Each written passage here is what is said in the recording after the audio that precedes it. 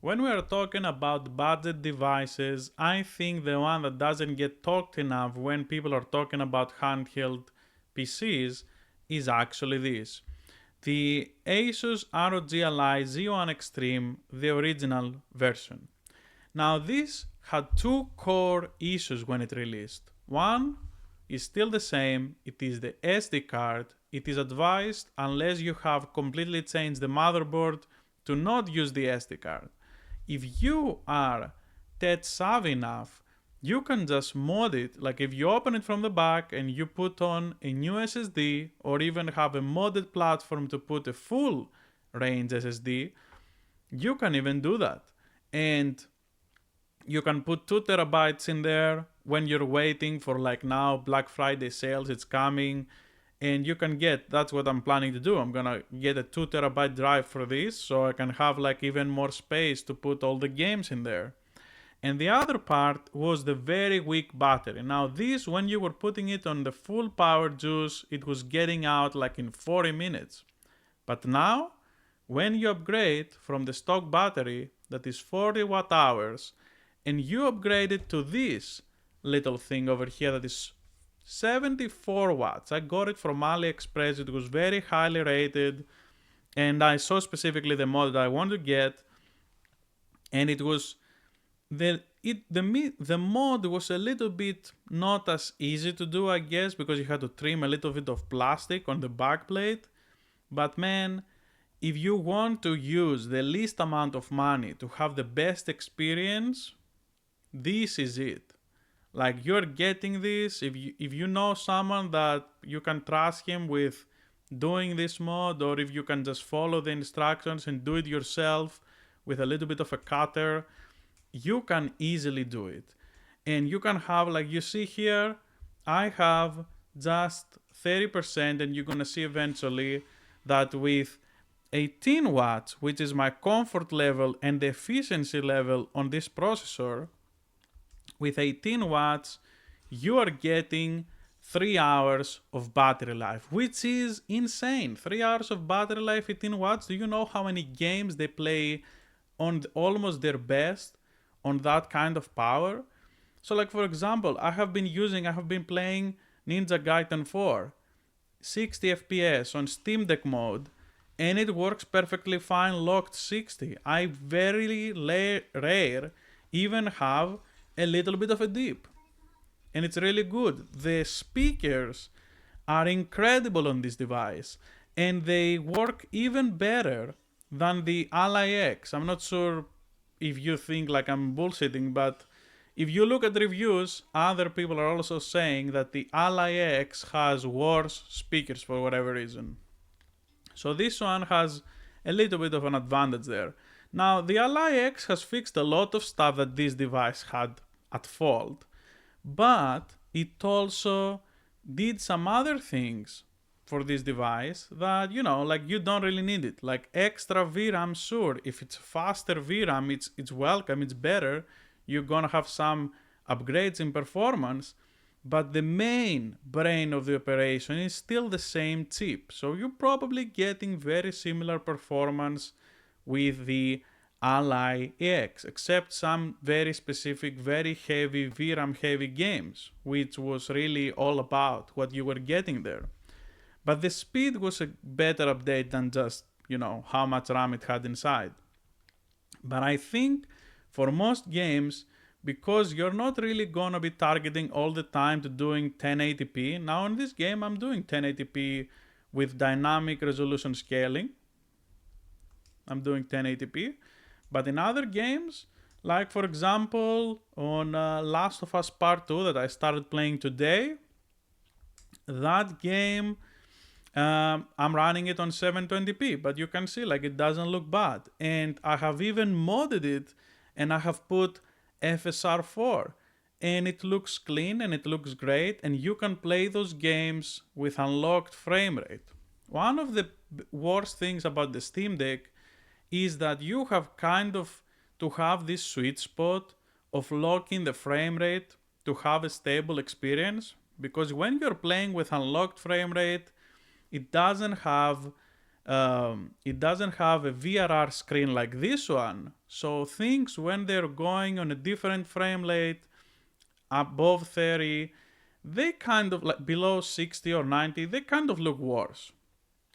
So in my opinion, it is the best experience to just have a VRR screen, and I hope the next Steam Deck has a VRR screen because it is a way better situation. But for me, that is really what I'm thinking like when I'm doing these things, and that's why I'm suggesting this device. Even though it has some flaws, you can overcome them indirectly. Like, you can't use an SD card, no big deal, you just use a bigger SSD. You can put also, when you're putting the new SSD, you can also put Bazzite inside, so you don't have to worry. You see, with the battery, I'm 30%, I have 1 hour extra to play. So like 3 times, 3 hours, I'm able to play in this kind of quality The Last of Us. And I can open and I can play the game just fine, you know? It's not like this huge deal and things that cannot be played and stuff like this. So for me, I think that this device is really the sweet spot. And even with FSR 4, you can see kind of like the frame rate is above 40. So you can have a very comfortable experience with VRR. And for 3 hours, heck yeah, like I haven't stopped using this ever since I did the mod and I put Bazzite again, because it just feels so good to play.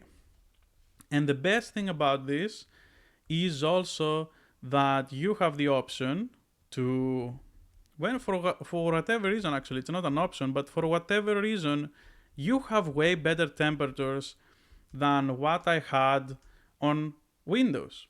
So we have here 60 degrees. I haven't done any backplate mods or anything. So like, don't think that I have done anything. All I have is a case. And 60 degrees with this was not really possible when I had Windows. When I was getting on these 18 watts, as I saw here, it was always 69, 70 depending on the game, and the fans will kick on. And that is why I find this setup the best, because I can just have all my things over here. They all work perfectly fine.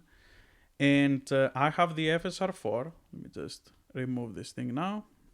I have my FSR 4, the mods, and all of the things that are easily accessible with the Steam Deck loader. You know, you have the frame gen, you have lossless scaling, and all of that stuff. And I think all of that is great. So you can see here FSR 4. So you can see that it's working and all of that. For me, this is very important. So all of these things, Silent Hill F and all of those games, they play way better on the Steam Deck. And because I'm playing them on an unlocked frame rate, when it's above 40, they play incredibly well. In all of the games, I would rather adjust a little bit the resolution and have a little bit blurrier image than having to increase the TDP. Because for me, increasing the TDP means that you're gonna have a loud device.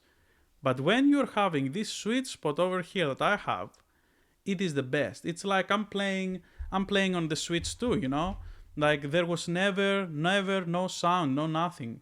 No, nothing happens on this device. Whatever you're playing, there is no fun kicking in. And that is what I love when I have the sweet spot on this device. And that's what I wanted to say. I hope it's not a boring video, but I just wanted to showcase it a little bit, because every time when there is a talk about the budget thing, no one talks about this. And I think it's the best by far. You have a gorgeous, nice screen that they're still using even in the high-end units now. They're still using this screen. So you're not getting away from like having to pay more. You're not getting an OLED if you pay more. Like if you're trying to get like an ROG device, you're getting this. And you don't have to worry. It's something that a lot of people are talking about for the Steam Deck OLED. When I'm downloading stuff, I always dim the screen or try to do something to not burn the pixels. So I'm trying to avoid static things. And when I'm using this device, I don't have any anxiety about OLED. I just leave it there and I don't care. Like, it's gonna be fine. It's an LCD panel. It's gonna be alright. So yeah, that is pretty much the reasons. Do you agree with this? Do you have an ROG Ally? I haven't been using this for so long time, and after I did the battery mod, I'm just thankful that one day I wanted to do the battery mod and I wanted to see how it was, because this really changed the way that I have been playing recently. And especially when it comes to these games, right? Like, for example, with these settings I have over here, on the Steam Deck, it barely plays 30 FPS. And on this, well, you see. So yeah, that is why I made this video. And this is not using the Steam Deck thing over here. I have a mix of medium and low settings and some performance settings overall, and that's how I use it. So yeah, thank you for watching, and I hope you have a beautiful day. See you next time.